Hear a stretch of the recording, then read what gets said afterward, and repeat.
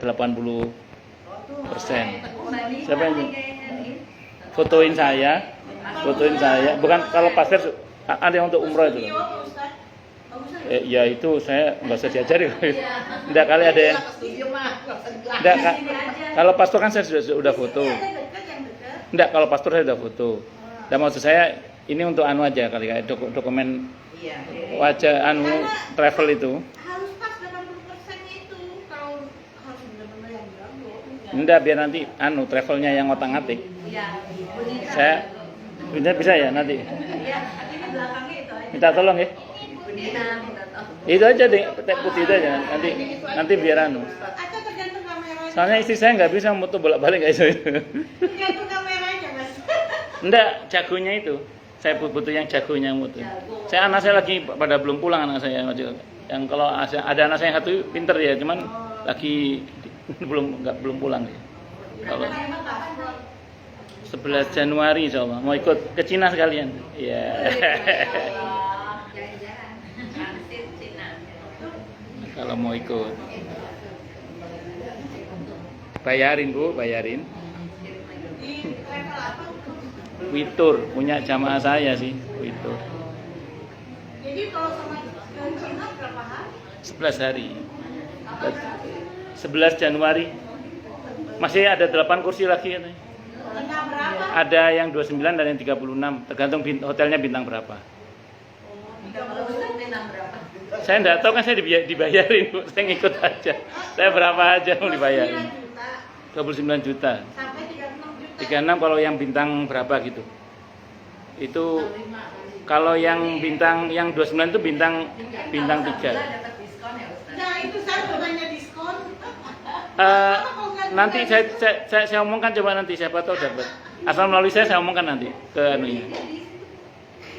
Plus Cina loh, bareng sama saya loh jarang-jarang. Emang kan pengaruh kalau bersama. Ya paling enggak kan bisa konsultasi intensif.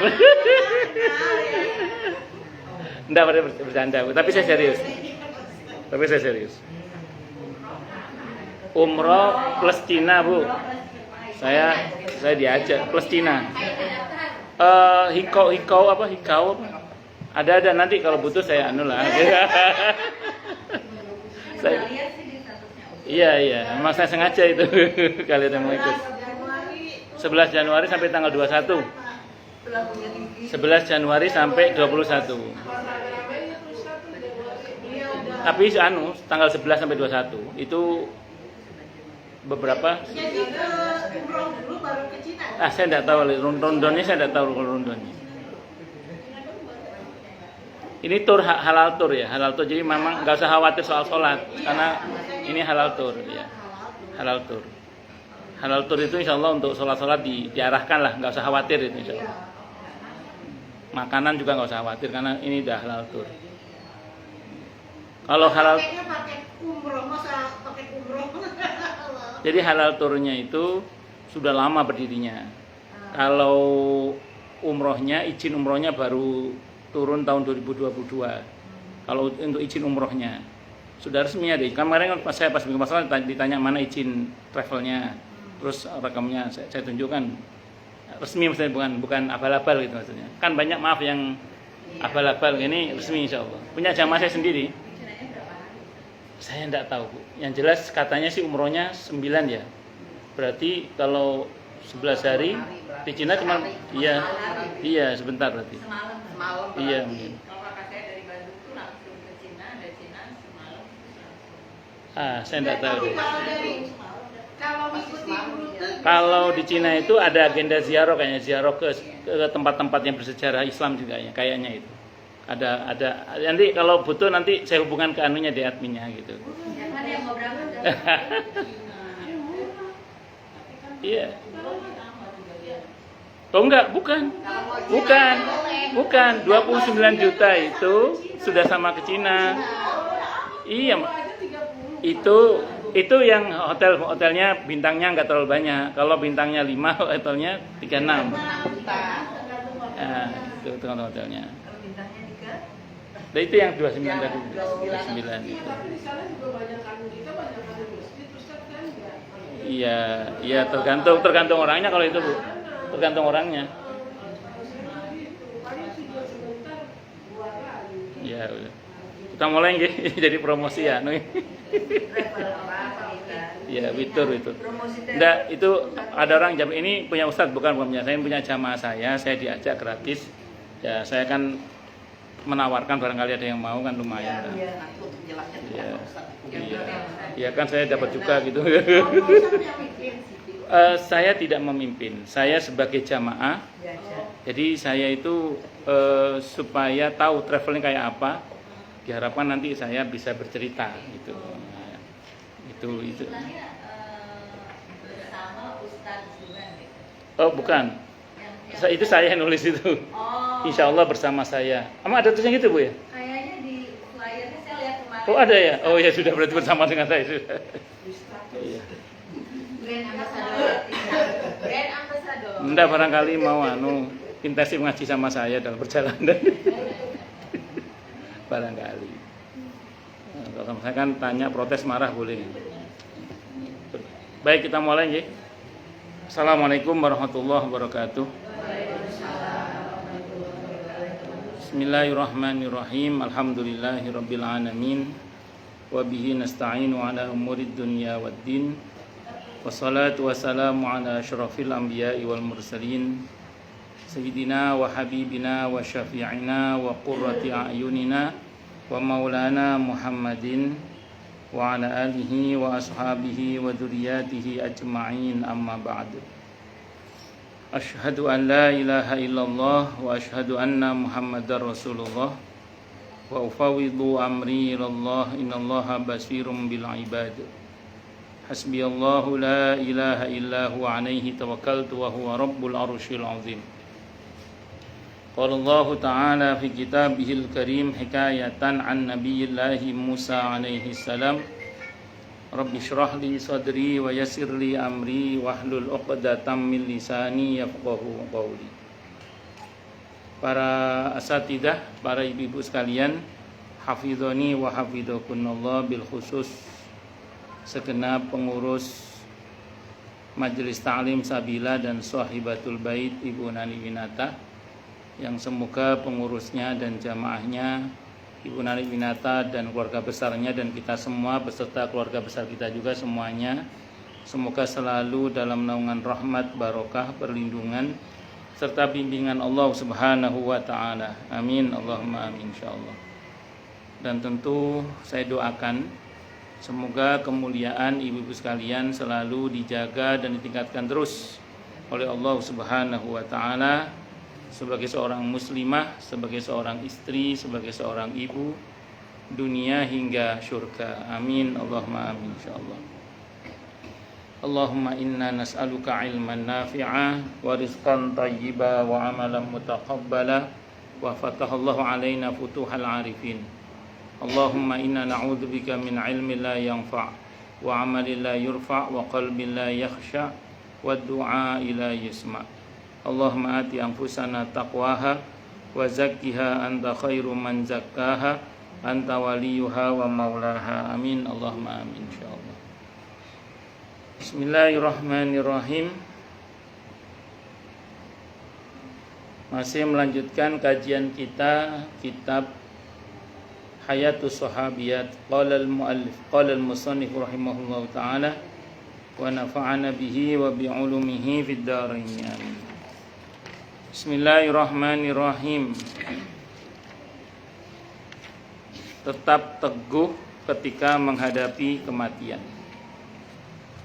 Kematian itu hal yang menakutkan bagi orang-orang yang dimurkai oleh Allah Subhanahu wa taala atau bagi orang-orang yang jauh dari Allah Subhanahu wa taala. Ini berbeda dengan orang-orang yang cinta dan rindu kepada Allah dan Rasulnya Muhammad sallallahu alaihi wasallam. Justru kematian adalah hal yang sangat dinantikan. Karena itu diyakini dan itu keyakinan yang benar adalah saat perjumpaan dengan para kekasih. Makanya dalam kitab At-Tadhkirah karya Imam Al-Qurtubi yang sudah kita bahas itu Di situ dikutip satu riwayat ketika Nabi Ibrahim hendak dicabut nyawanya oleh malaikat maut. Beliau berkata begini, apa tega seorang kekasih mencabut nyawa kekasihnya? Kata Nabi Ibrahim kepada malaikat maut. Maka malaikat maut kembali menghadap kepada Allah. Dan Allah berfirman kepada malaikat maut, sampaikan kepada Ibrahim, apakah tidak mau seorang kekasih bertemu dengan kekasihnya? Maka Nabi Ibrahim berkata, cabut nyawaku sekarang juga. Nah itu karena memang bagi seorang kekasih kematian bukanlah satu hal yang menakutkan. Karena itu adalah saat perjumpaan antara seorang kekasih dengan kekasihnya. Rabi'ah al-Adawiyah rahimahullah wa radhiyallahu anha, itu ketika hendak dicabut nyawanya malaikat maut, dikutip dalam satu riwayat tentang beliau bercerita terjadi dialog antara beliau dan malaikat maut yang sempat terdengar oleh orang lain, dalam arti kan orang kalau mau mati kan kayak ngobrol sendiri gitu loh ya. Kata Rabi'ah al-Adawiyah citaan dalam riwayat tersebut, kamu siapa? Saya malaikat maut yang bertugas memisahkan seorang tua dengan anaknya, keluarga dengan keluarganya, teman dengan temannya. Dan kata Rabi'ah al-Adawiyah mengatakan, kenapa kamu tidak berkata bahwa aku adalah jembatan yang mempertemukan antara seorang kekasih dengan kekasihnya? Karena kita tahu Rabi'ah al-Adawiyah radhiyallahu anha wa rahimahullah ini adalah seorang ulama wanita yang dikenal sangat mencintai Allah Subhanahu wa taala. Beliau seorang yang sangat mencintai, maka beliau mengatakan kepada malaikat maut, kamu bukan pemisah, kamu adalah yang mempertemukan seorang kekasih dengan kekasihnya. Itu kata Rabi'ah al-Adawiyah. Sehingga orang yang punya anggapan seperti ini, kematian itu ya tidak menakutkan.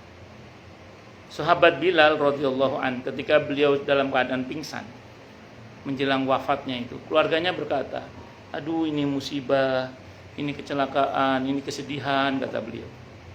Lantas kemudian beliau tersadar dan berkata, jangan bilang ini kesedihan. Kenapa pulpennya hilang tuh?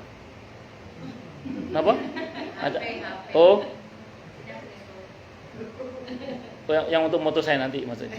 Oh. Ah. Ya pakai foto, pakai HP-nya Bu Ratna juga bisa.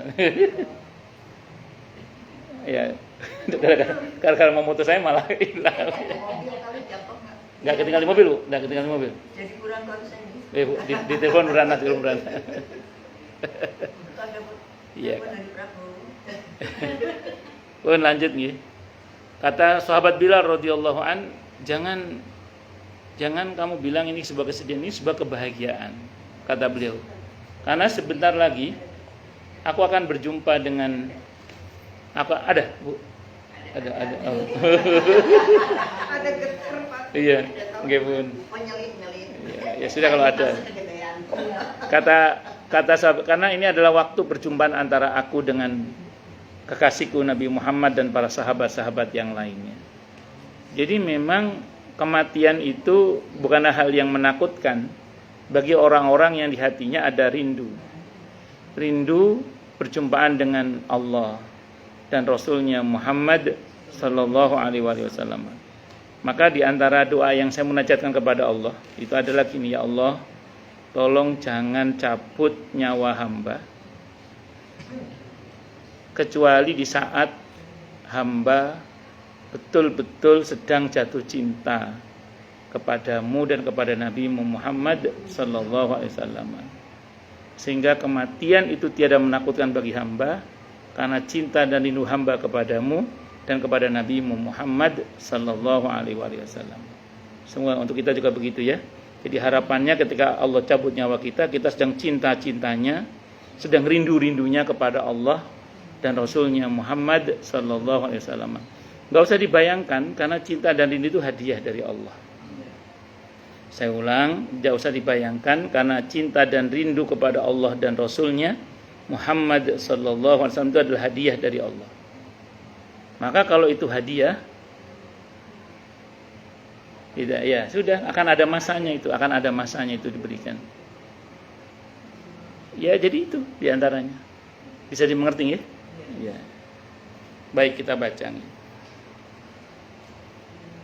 Allah Ta'ala berfirman menerangkan ucapan orang-orang yang kukuh keilmuannya. Wahai Rabb kami, janganlah engkau menggelincirkan hati kami sesudah engkau memberi petunjuk kepada kami. Karuniakanlah kepada kami kasih sayang, sungguhnya engkau adalah maha pemberi kasih sayang. Pemberi nikmat. Ali Imran ayat 8. Rabbana la tuzigh qulubana ba'da idh hadaitana wa hab lana min ladunka rahmah innaka antal wahhab. Sangat sering Nabi Muhammad SAW mengucapkan doa ini, ya muqallibal qulubi tsabbit qalbi ala dinik. Wahai zat yang membolak-balikan hati, teguhkanlah hatiku di atas agamamu. Tatkala Sayyidah Aisyah radhiyallahu anha bertanya kepada beliau, wahai Rasulullah, saya melihat panjenengan sering sekali membaca doa ini. Beliau bersabda, innal quluba baina usbu'aini min asabi'illah yuqallibuha kaifa yasha'u. Innal quluba, sungguhnya beberapa hati, baina usbu'aini, sungguhnya hati-hati itu baina usbu'aini, di antara dua dalam tanda kutip jari, min asabi'illah, dari dalam tanda kutip ya, jari-jari Allah, yuqallibuha, yang ia membolak-balikannya, kaifa yasha'u, sebagaimana yang dia kehendaki. Tapi sebenarnya doa ini tidak untuk Nabi, sebenarnya untuk kita sebenarnya. Nabi mencontohkan supaya kita mencontoh beliau.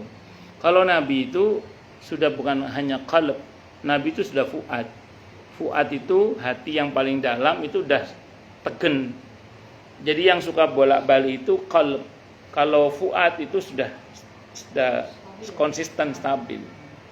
Nah, kita ini kebanyakan masih di qalb. Kalau udah sampai di fuad itu udah enggak tolah-toleh lagi udah. Tapi ya butuh proses memang. Kalau Nabi itu udah fuad, Nabi pasti itu. Karena Allah yang berfirman dalam Al-Quran di surah An-Najm ayat 11 itu, maka dzabal fuadu ma ra'a. Hatimu tidak bisa mendustakan apa yang dilihatnya. Makanya Nabi itu bisa melihat malaikat Jibril dari ujung kepala sampai ujung kaki, padahal malaikat Jibril itu dalam wujud aslinya kepalanya itu tembus langit 7. Sementara kakinya di bumi. Itu Nabi bisa melihat seluruh anggota tubuh malaikat Jibril. Maaf, kalau pakai mata ini tidak bisa. Nabi pakai ini. Maka dzabal fuadu ma ra'a. Nah, kalau kita sudah sampai di sini, maka udah tenang sudah, itu konsisten, acek.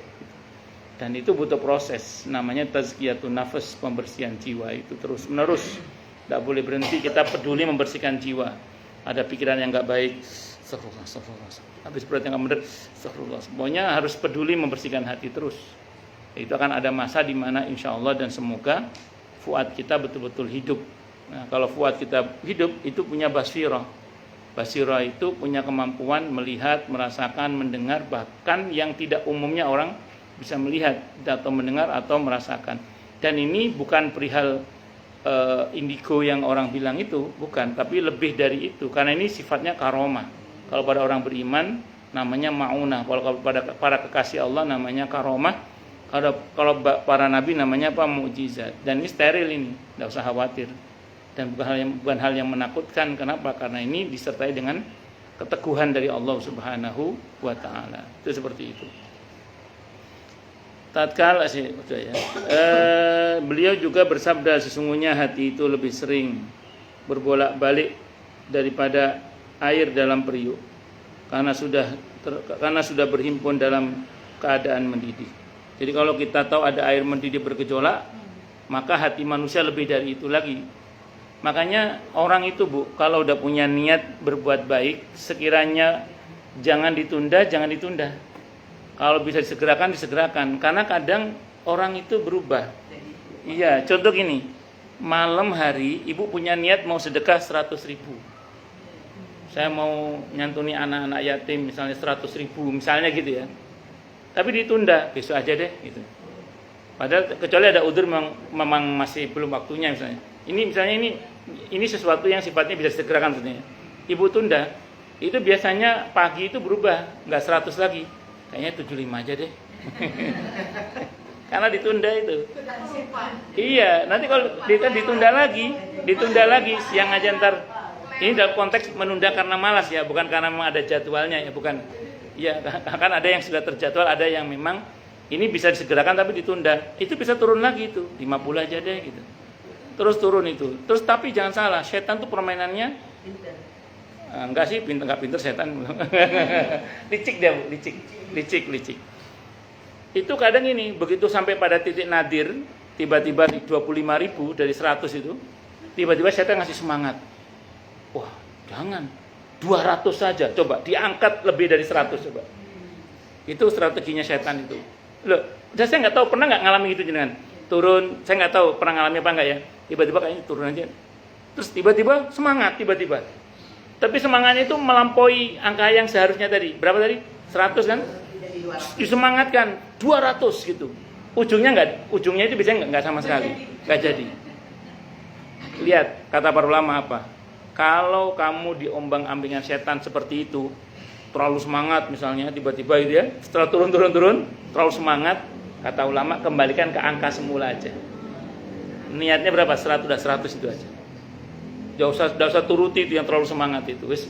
Yang angka seharusnya tadi yang diniatkan semula itu aja, 100 itu. Adapun besok mau nambah nggak apa-apa. Karena itu strategi setan. Ya, kadang-kadang begitu kan, itu. Saya nggak tahu pernah ngalami apa enggak itu. Ya, kalau yang pernah nunda, pernah saya masih ingat tuh, ada santri itu. Janji ke saya mau ngasih entok. Entok itu nila. Entok nila. Ya. Dia cerita punya nila banyak di rumahnya. Padahal kalau ke saya insya Allah kalau datang selalu saya tidak gratis lah, pasti saya bayar. Tapi kan dia supaya sah hibahnya saya terima sebagai hibah kan. Saya sedekah lah sama dia gitu. Cuman saya nggak ngomong kalau saya mau sedekah, nggak ngomong kalau mau memberi itu saya nggak ngomong. Oke, dia janji kapan ditunda itu. Kalau ibu udah sampai BP-nya oleh Bu Wan. Terus apa? Ini nggak jadi, ditunda lagi. Jangankan entoknya, telurnya aja nggak nyampe, bulunya nggak nyampe. Terus istri saya itu ngomong ke dia, oh sayang ya nggak jadi dikirim ya ke Ustadz. Bapak Ustadz udah nyiapin duit 200.000 loh kalau kamu kesini. Langsung datang ngirim gitu. setelah ngomong itu ya. Iya, saya bilang dalam hati saya, kalau gini semua juga bisa kalau gitu. Itu jadi itu tadi kalau tunda-tunda itu gitu. Kalau tunda-tunda bisa nggak jadi gitu akhirnya itu. Makanya harusnya kan disegerakan gitu. Kalau memang segera bisa disegerakan ya. Saya ulang kecuali yang sudah terjadwal ya. Yang sudah terjadwal memang sudah ada apa porsi-porsinya, ada pos-posnya lah, sudah ada pos-posnya itu beda bab. Tapi yang sekiranya bisa disegerakan, jangan ditunda-tunda karena kalau tunda biasanya nanti berkurang atau nanti ujungnya apa Bu? Lupa. Itu seperti itu. Ya, bisa jadi begitu. Kita mendapatkan pelajaran yang jelas dari kisah mengagumkan yang dialami Sayyidah Ramlah radhiyallahu anha yang masuk Islam bersama suaminya. Kalau maaf sebelum saya masuk ini ya. Itu yang tadi kita baca di surah Ali Imran ayat 8 itu. Rabbana la tuzigh qulubana ba'da idh hadaitana wa hab lana min ladunka rahmah innaka antal wahhab.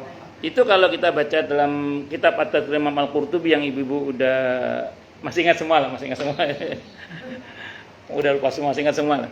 Itu di situ ada penjelasan begini. Orang yang rajin baca doa ini kata Imam Al-Qurtubi, insya Allah saat kematiannya ditemani malaikat Jibril. Kata Imam Al-Qurtubi. Kenapa beliau menafsirkan kata rahmah pada ayat itu adalah malaikat rahmat. Dan malaikat rahmat yang dimaksud adalah malaikat Jibril. Makanya kalau ibu-ibu rajin baca, di samping memang diajarkan dalam Al-Quran langsung, saking pentingnya itu, Rabbana la tuzigh qulubana ba'da idh hadaitana wa hab lana min ladunka rahmah innaka antal wahhab. Itu penting juga untuk kita baca supaya nanti diharapkan saat kematian kita ditemani oleh malaikat Jibril, di mana malaikat Jibril punya fungsi menghalau setan-setan yang mendekat. Supaya orang itu sul khatimah dicegah, supaya orang yang mati ini husnul khatimah. Satu dulu. Kemudian yang kedua, itulah kenapa kita diajarkan doa oleh Allah di surah ke-40 Al-Mu'min atau Al-Ghafir ayat 97-98. Ini berkenaan dengan apa ini? Berkenaan dengan doa supaya setan tidak bisa mendatangi kita saat kematian kita. Terutama saat kematian kita maksudnya. Karena di ayat 99 sampai dengan 100 Allah bicara tentang kematian itu. Di surah Al-Mu'min atau Al-Ghafir surah ke-40 ayat 97-98 itu doanya. 99 sampai 100 Allah bicara tentang kematian. Nah, seolah-olah Allah mau bilang, ini loh baca doa ini sebelum orang itu mati, kalau bisa baca doa ini supaya setan tidak bisa mendatangi kita. Rabbi a'udzubika min hamazati syayatin wa a'udzubika rabbi ayyahdurun. Rabbi a'udzubika min hamazati syayatin wa a'udzubika rabbi ayyahdurun. Itu seperti itu. 97 98. Baca Bu. Kenapa? Bunyinya kenapa? Bunyi. Al-Mu'min atau Al-Ghafir? Al-Ghafir. Ayat surah ke-40. Surah Al-Mu'minun, saya salah. Aduh, salah maaf. Surah Al-Mu'minun, surah ke-23. Maaf saya salah. Surah ke-23 ayat 99 sampai dengan 100 tentang kematian, 97 sampai 98 itu doanya. Nggih, matur nuwun diingetin sama Bu Dini. Monggo Bu baca terjemahannya, Bu. Ketemu enggak? Atau siapa ketemu? Ayat 97 98 itu doanya. Bapak Rabbi a'udzubika hamazati syayatin wa a'udzubika Rabbi ayah wa a'udzubika Rabbi ayyahdurun itu ya. Coba terjemahannya. Katakanlah ya Tuhanku, aku berlindung kepadamu dari bisikan-bisikan setan, dan aku berlindung pula kepadamu ya Tuhanku dari kedatangan mereka kepadaku. Ya, jangan sampai setan bisa mendatangi kita. Baru ayat 99-nya sampai dengan 100 Allah bicara tentang kematian itu. Ya. Rabbi a'udzubika min hamazati syayatin wa a'udzubika rabbi ayyahdurun. Itu penting ya baca doa itu supaya kita diselamatkan oleh Allah Subhanahu wa taala. Lanjut. Kita mendapatkan pelajaran yang jelas dari kisah mengagumkan yang dialami Sayyidah Romlah radhiyallahu anha yang masuk Islam bersama suaminya, menanggung derita dan kepayahan di Mekah. Kemudian keduanya berhijrah ke negeri Habasyah untuk mendapatkan kelonggaran dalam beribadah dan untuk mendapatkan keamanan dari fitnah terhadap din mereka. Tetapi di kampung hijrah terjadi fitnah yang lebih besar terhadap suaminya Ubaidullah bin Jahash, yakni murtad dan menjadi Nasrani serta kembali menenggak khamr, naudzubillahi min syarri dzalik. Barangkali dia merupakan pemisahan dan pembersihan pada barisan mukminin dari orang-orang kotor yang keimanan belum menyentuh relung hati mereka, kalangan yang menukarkan kesenangan yang kekal dengan kesenangan yang fana, menukarkan kebahagiaan yang akan datang dengan kesenangan yang didapatkan secara tunai sekarang.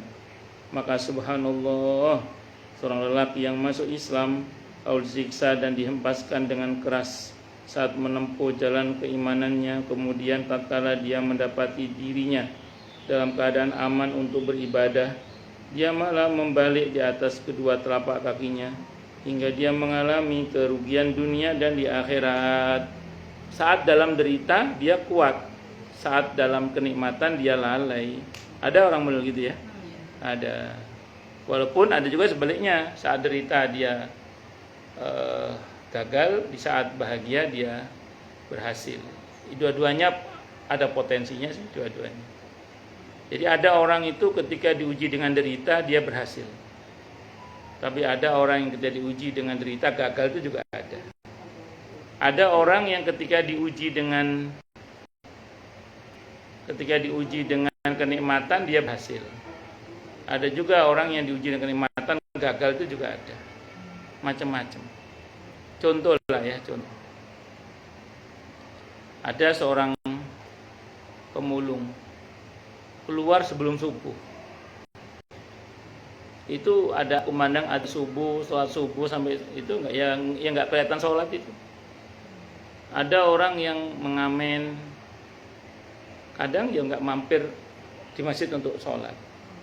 Pedagang-pedagang kecil kadang ya juga gitu. Jadi padahal mereka ini kan secara ekonomi mungkin sebagian mereka sulit. tapi mereka alih-alih mendekat kepada Allah malah menjauh dari Allah. Sebagian malah kayak putus asa terhadap rahmat Allah, bahkan seperti menggugat takdir. Akhirnya alih-alih bahagia, ya sudahlah, dunia sengsara, akhirat lebih sengsara lagi. Naudzubillah min dzalik. Kalau dia nggak tobat ya tentunya. Tapi saya juga ketemu orang-orang yang walaupun kerjaannya hanya seorang pemulung, tapi dia peduli sholat, bahkan dia berdakwah juga. Dia peduli ke masjid, walaupun dia pekerjaannya hanya tukang. Ada beberapa pengamen juga peduli dengan sholatnya dia. Ada yang begitu. Bahkan ngaji mereka. Ada namanya kelompok pangkajian misalnya gitu.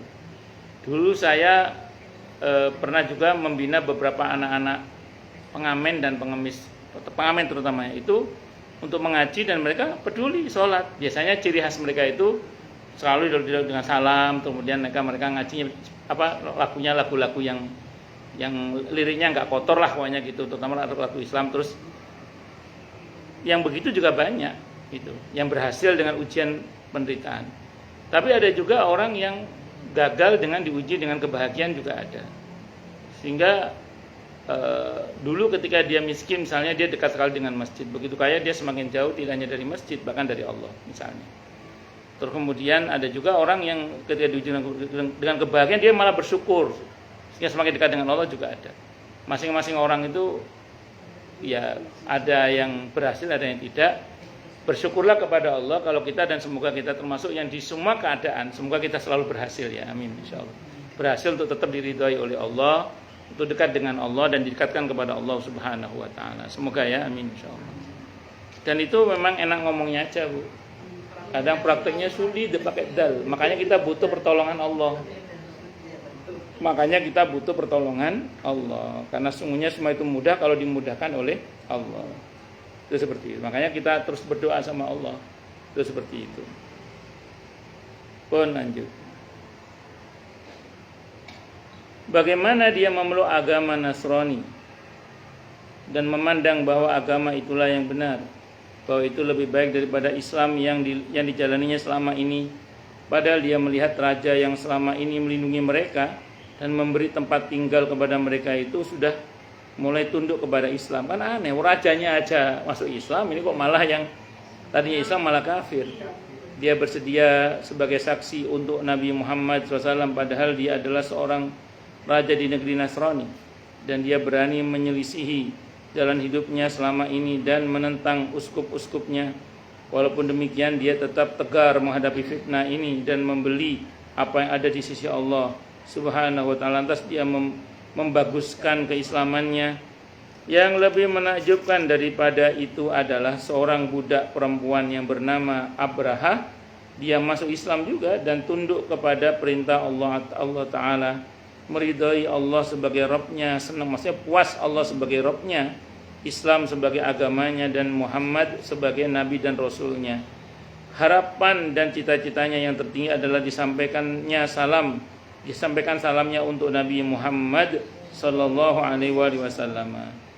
Maka tidak usah khawatir kalau kita bersolawat, menyampaikan salawat dan salam untuk Nabi Muhammad SAW. Salam kita pasti dijawab. Hanya saja tidak semua kita mendengar jawaban beliau. Hanya orang-orang tertentu dengan izin Allah bisa mendengar jawaban beliau. Kadang saya iseng-iseng. Assalatu wassalamu alaika ayyuhan nabi wa rahmatullahi wa barakatuh. Saya diam sejenak. Gak kedengeran juga jawaban. Berarti kuping saya masih kotor. Berarti. Karena menurut sebagian para ulama harusnya kan gini loh. Mengucapkan salam kan sunnah. Sementara salam kita pasti disampaikan kepada Rasulullah Muhammad SAW, dan menjawab salam itu hukumnya wajib. Berarti Nabi pasti menjawab salam kita. Masalahnya kita dengar nggak? Nah, itu aja. Kenapa? Kalau kupingnya diridhai oleh Allah kan mungkin saja dengar. Maksud saya gitu. Kok saya nggak dengar, berarti kuping saya masih banyak kotorannya berarti.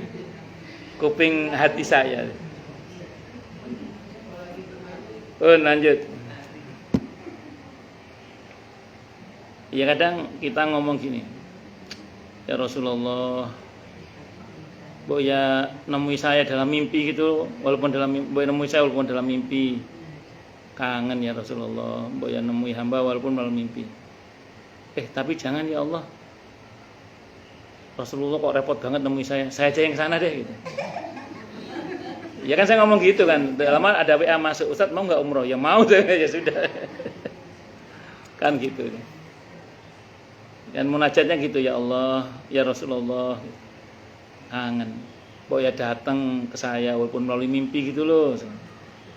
Tapi terus saya nggak enak sama Allah. Ngapunten ya Allah, pekewo banget, masa Rasulullah nemui saya repot-repot banget, saya aja yang ke sana deh.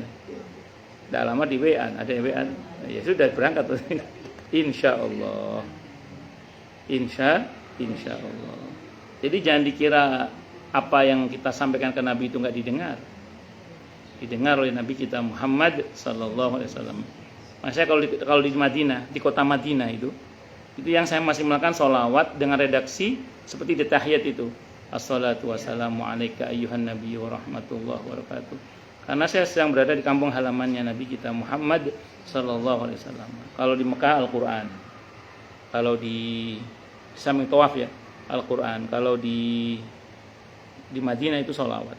Nah, terutama saya sering pakai redaksi, hampir setiap redaksinya adalah assalatu wassalamu alaika ayyuhan nabi wa rahmatullahi wa barakatuh. Karena saya sedang merasa berada di kampung halamannya Nabi kita Muhammad sallallahu alaihi wasallam. Karena di situ beliau disarikan oleh Allah Subhanahu wa taala. Itu seperti itu. Lanjut. Maha suci zat yang membolak-balikkan hati. Benarlah Rasulullah Muhammad sallallahu alaihi wasallam ketika beliau bersabda, "Badiru bil a'mali fitnan, kaqita'il laili mudlim, yusbihu rajulu mu'minan wa yumsi kafiran, wa yumsi mu'minan wa yusbihu kafiran, wa yabi'u dinahu bi'aradin minat dunya." Segeralah beramal sebelum datangnya fitnah-fitnah seperti potongan-potongan gelap malam. Fitnah akhir zaman itu seperti potongan gelap malam. Orang meraba-raba karena saking sulitnya mendapatkan kebenaran. Nah, kita nggak usah jauh-jauh. Hari ini aja kita membedakan yang benar sama yang salah itu nggak mudah, nggak mudah.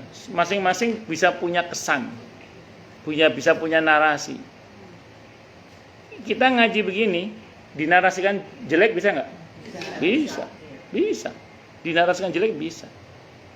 Makanya hati-hati. Itu fitnah akhir zaman.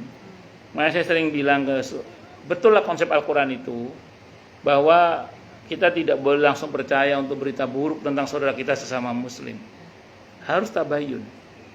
Itu seperti itu. Jangan langsung percaya. Kalau berita baik tidak apa-apa, kalau berita buruk jangan.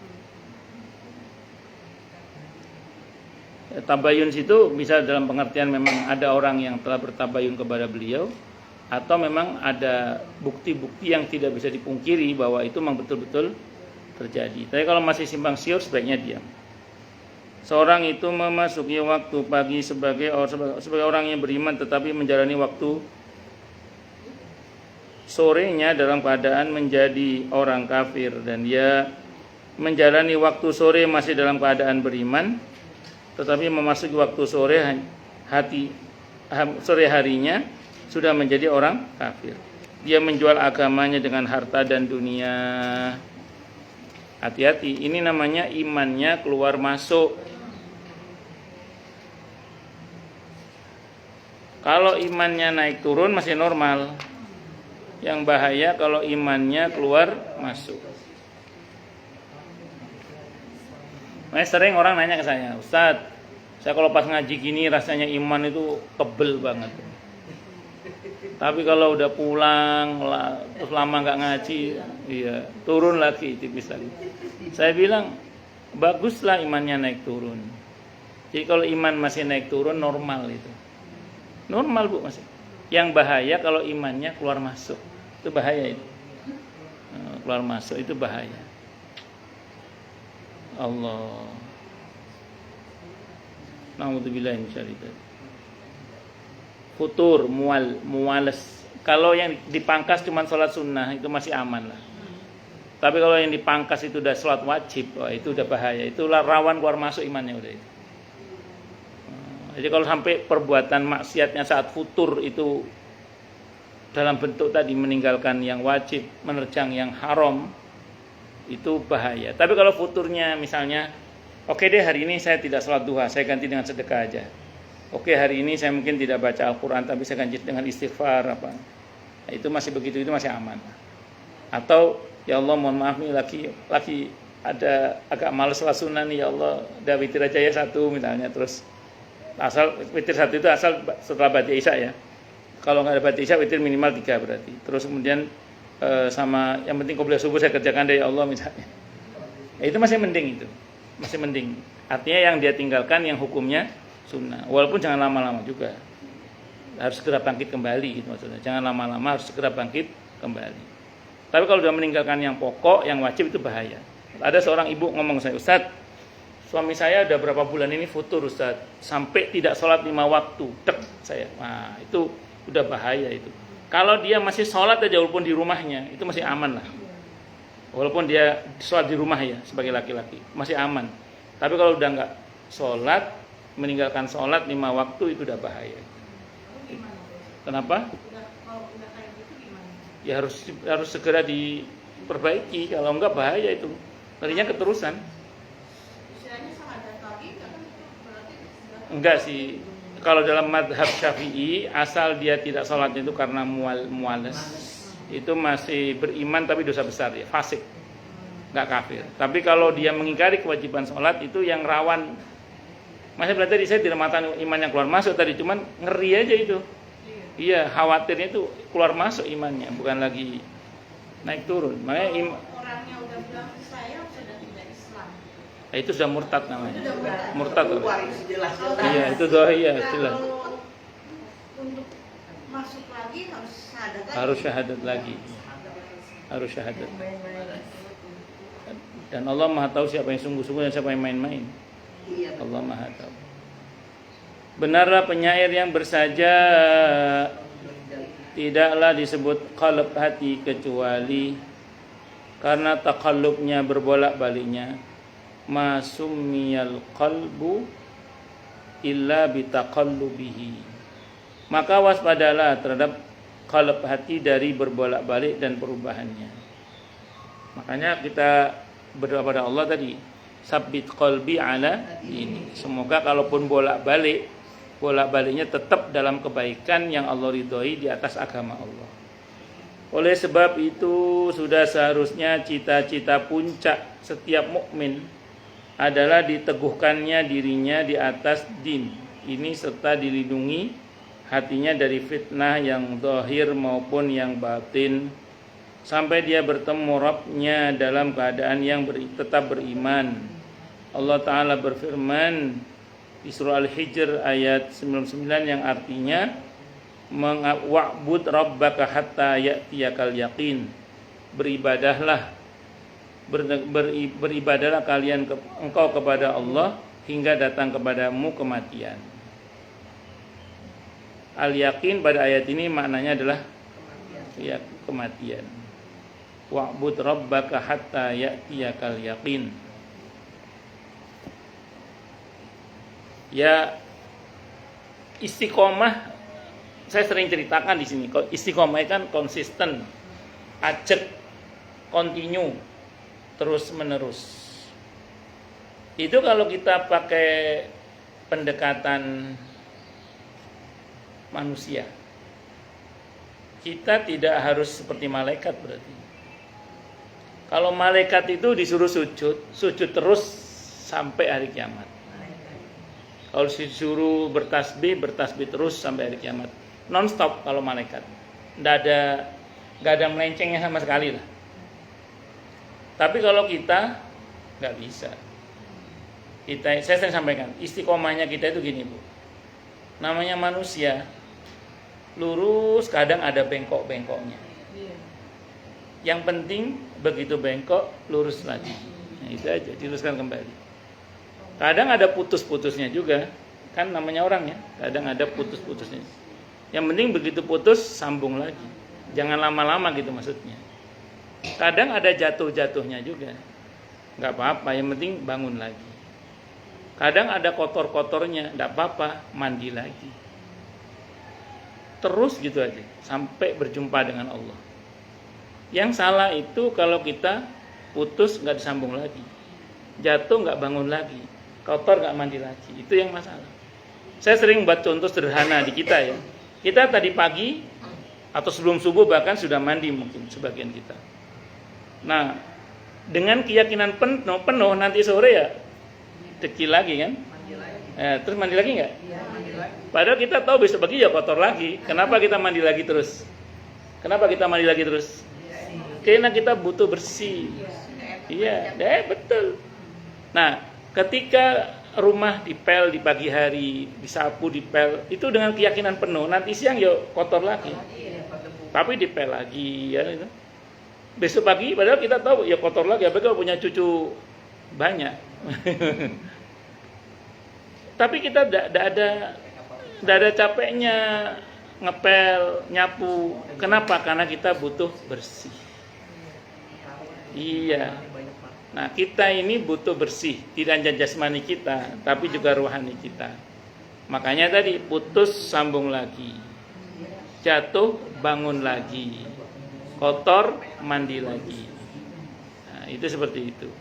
Makanya saya sering sampaikan juga di sini. Seorang muslim itu salah nggak apa-apa, tapi nggak usah diniatkan untuk berubah salah ya. Yang penting begitu tahu salah segera tobat. Makanya kan kalau dalam hadis dikatakan okamakal kullu bani adam khata'un. Setiap anak Adam itu potensial bersalah, dan sebaik-baik yang bersalah adalah yang mau bertobat. Jadi sebenarnya pada kita manusia salah itu nggak apa-apa, tapi jangan diniatkan salah loh saya ulang ya. Itu beda nanti kasusnya. Tapi yang penting begitu kita tahu salah, segera bertobat minta ampun kepada Allah. Yang dibilang dalam liriknya Syekh Dangdut Romai Rama itu gimana ya? Orang yang baik bukan yang tidak pernah melakukan kesalahan, tapi yang menyadari kesalahannya dan memperbaikinya gitu loh. Cukup satu kali kehilangan tongkat, jangan dua kali gitu loh. Cukup satu kali. Makanya udah tahu lagunya apa? Cukup satu kali bersalah yang sama, jangan dua kali gitu. Enggak tahu apa judulnya itu. Kehilangan tongkat kayaknya.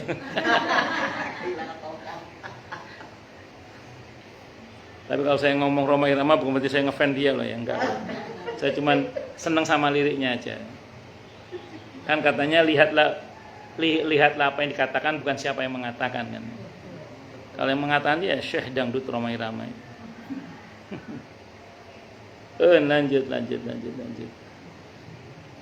Pertautan hati antara orang-orang yang beriman. Maka saya nggak boleh terus nyanyi, takut nantinya luntur keustatan saya. Allahu Akbar. Pertautan hati antara orang-orang yang beriman. Melalui jalan pernikahan Rasulullah Muhammad sallallahu alaihi wasallam dengan Ummu Habibah radhiyallahu anha ini menguatkan bahwa hubungan antara Madinah dan Habasyah itu tidak terputus, tetapi justru berada pada puncak kekuatannya. Rasulullah Muhammad sallallahu alaihi wasallam memperhatikan keadaan tiap individu dari umat beliau dan juga keikutsertaan perasaan beliau dalam kesulitan yang mereka alami dan kepedihan mereka. Beliau berusaha untuk menghilangkan kesusahan mereka dan melonggarkan kesulitan mereka, memegang tangan mereka menuju jalan keselamatan dan ketetapan hati, dan mencukupi siapa saja yang diuji dalam Islam dengan ujian yang baik, serta mengakar derajatnya sebagai pemuliaan baginya di dunia sebelum di akhirat. Dan apa-apa yang di sisi Allah itu lebih baik dan lebih kekal. Jadi orang beriman itu orientasinya apa yang di sisi Allah, bukan hanya semata-mata dunia, tapi juga harus akhirat. Makanya seorang muslim itu harapannya dunia hasanah, akhirat juga hasanah. Demikianlah seorang penguasa, panglima perang dan pemimpin yang hidup dengan mengurusi permasalahan yang dihadapi rakyatnya sampai masalah individual dan personal. Dia tak pernah menetapkan satu keputusan pun kecuali bertujuan untuk menghilangkan permasalahan rakyat yang paling tidak meringankannya. Itu adalah bagian dari pelaksanaan memikul tanggung jawab yang dibebankan pada pundaknya. Beliau bersabda, kullukum ra'in wa kullukum mas'ulun an ra'iyatihi. Setiap kalian adalah pemimpin dan kalian semuanya akan dimintai pertanggungjawaban atas apa yang dipimpinnya, apa yang dia pimpin. Jadi kalau bahasa sederhananya, seorang pemimpin itu harus memikirkan rakyatnya dalam pengertian mencoba dan berusaha untuk memaslahatkan, memperbaiki keadaan rakyatnya. Kalau tidak bisa memperbaiki, paling tidak meringankan. Makanya nun sewu nggih. Saya itu dulu saya masih SMP itu, seingat saya itu. Ada orang ngobrol gini dengan saya. Saat itu ada satu kampung, zaman saya masih SMP ya, yang PLN belum masuk ke situ saat itu. Nah, terus saya bilang kenapa nggak masuk? Saya ini pertanyaan anak SMP ya. Kata orang itu, ya mungkin PLN masih berhitung untung ruginya. Kalau masuk ke sini nanti takutnya nggak ada keuntungan, takutnya kerugian gitu. Saya dalam hati saat itu, tapi tahun nggak enak lah, tahun 90-an saat itu. Itu saya mikir gini, loh negara kok rakyatnya kayak iya hitung-hitungan ya. Bukannya itu anak SMP, pikiran SMP itu. Bukannya negara itu harusnya meringankan rakyatnya. Ini kok kayak dagang dengan rakyatnya gimana sih itu saat itu saya. Iya. Itu pikiran saya masih SMP itu saat itu. Belakangan ke sini terasa sekali. Jadi seperti perusahaan terbatas Indonesia Raya. Ya, tapi mudah-mudahan tidak terus begitu ya. Kita doakan dan optimis mudah-mudahan para pemimpin kita diberi hidayah oleh Allah Subhanahu wa taala. Allah anugerahi kemauan dan kemampuan untuk memimpin negara ini dengan baik dan benar, dan negeri kita menjadi negeri yang baldatun thayyibatun wa rabbun ghafur, gemah ripah loh jinawi, toto tentrem kerto raharjo. Amin Allahumma amin insyaallah. Oke, monggo silakan yang mau tanya dulu. Tanya, protes, marah boleh silakan.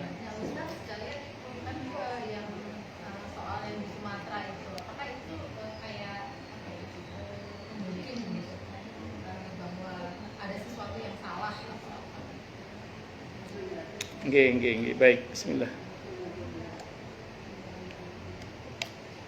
Jadi maksudnya ditunjukkan bahwa ini ada yang nggak bener gitu, sehingga dikasih Ya. cobaan seberat itu. Ya. Saya tak hendak tunjuk sana sini ya, karena masing-masingnya saya kira sudah membaca beritanya. Yang pertama saya mau doakan dulu semoga saudara kita yang sedang terdampak musibah banjir, bandang dan macam-macam itu, baik yang di Sumatera maupun di mana saja, kita doakan semoga Allah anugerahi mereka semua kekuatan kesabaran yang berlipat-lipat. Allah ampuni dosa-dosa mereka. Allah jadikan musibah itu sebagai penyebab kemuliaan, penyempurna kemuliaan mereka dunia hingga akhirat nanti. Dan yang wafat dari kalangan kaum muslimin semoga Allah catat sebagai syuhada. Amin. Allahumma amin insyaallah. Jadi secara prinsip begini Bu, kasat mata yang bisa kita lihat itu seperti yang Allah firmankan dalam Al-Quran, Dhoharul fasadu fil barri wal bahri bima kasabat aydin nas. Tampaknya kerusakan di daratan dan di lautan itu karena ulah tangan-tangan manusia. Jadi kasat mata yang kita lihat memang itu yang terjadi. Terlepas siapa-siapalah Ibu ya. Itu satu dulu ya. Dan Allah sudah mengingatkan bahwa kalau sampai ketentuan Allah dalam tanda kutip adab itu turun atau peringatan itu turun, itu tidak hanya mengenai orang yang zalim saja.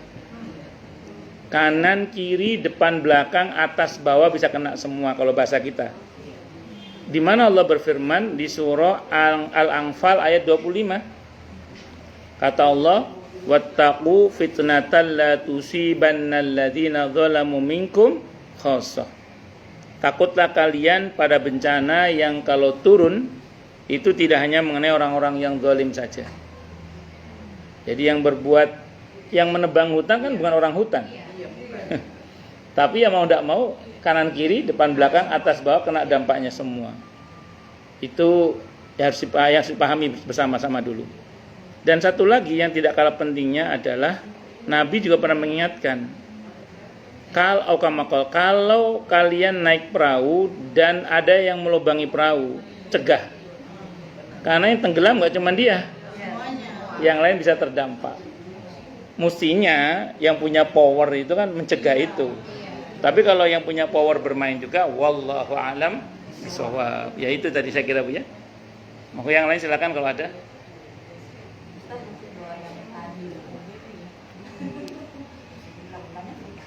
Kenapa? Kapan? Kapan saja.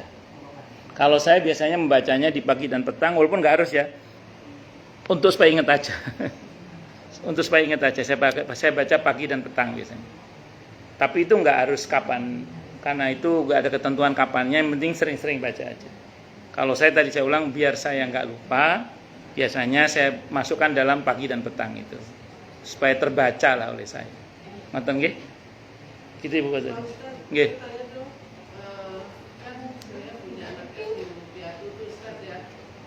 Nggih. Itu saya mau bagi warisan mereka. Saudara bapaknya harus kita bagi juga ke Ustaz. Sebentar. Anak yatim piatu yang Ibu pegang hartanya itu ada laki perempuan? Ada laki satu. Berarti anak laki-laki itu menghalangi saudaranya si mayit. Saudara si mayit nggak dapat. Nggak dapat. Jadi kalau anak yatim piatu ini adalah saudara yang ada anak laki-laki maksudnya dari si mayit, maka anak laki-laki ini menghalangi saudara si mayit untuk mendapatkan warisan. Jadi anak-anak mereka ini mendapat bagian sisa. Nah pertanyaannya, si mayit yang hartanya Ibu pegang itu, beliau ada bapak ibu masih ada nggak? Istri, suaminya ada? Istri, suaminya? Oh udah meninggal semua dua-duanya ya? Oke, berarti sisa, tinggal sisa kan? Terus tapi Kakek nenek nggak ada, kakek nenek nggak ada. Nah. Tapi dia rupanya tuh Ustaz banyak harta dia tuh Ustaz ke rumah tanah di atas nama itu adiknya. Atas nama itu tidak berarti memiliki kan? Atas nama dia terus jadi gimana Ustaz? Perlu kita minta kembali apa gimana tuh? Karena dia bilang ini saya udah diwariskan. Oh nggak benar lah. Nggak benar. Ya kesalahan si mayit itu kenapa dulu atasnamakan adiknya juga. Iya. Kalau menurut teori enggak, harus kembalikan kepada anak yatim itu. Kecuali memang ada bukti bahwa tanah itu sudah dihibahkan. Ya dihibahkan pun enggak boleh beda sepertiga total harta. Iya. Kalau beda sepertiga total harta harus diambil lagi. Kalau anak-anaknya enggak rela itu. Harus sudah ada di atas putih Ustaz. Iya, bukti. Iya, karena yang saya tahu Bu, kadang gini, pengurusan begitu itu kan, itu memang kadang pinjam nama aja. Kayak saya pribadi ya Bu ya, ada sawah ibu saya, untuk memudahkan pengurusan administrasi itu, kami berempat sepakat atas nama kakak saya. Tapi itu cuma atas nama aja, pinjam aja. Iya gitu. Ya kalau kami masih hidup sih insya Allah masih aman karena ada saksi bahwa itu memang hanya pinjam atas nama aja. Tapi kalau ada yang nakal, memang kami kalah karena hitam di atasnya ada atas nama kakak saya. Misalnya ada yang nakal, tapi insya Allah sih enggak. Iya, makanya kalau bisa apa-apa harus jelas. Matan ge wallahu alam bisawab. Boleh banget, tidak ada masalah. Terserah bebas. Cuman kalau mau berkreasi sebaiknya di dalam sholat sunnah aja. Kalau sholat wajib jangan terlalu berkreasi, takutnya menambah rukun. Iya, takutnya. Tidak apa-apa juga sih sebenarnya, cuman takut menambah rukun aja. Ada lagi?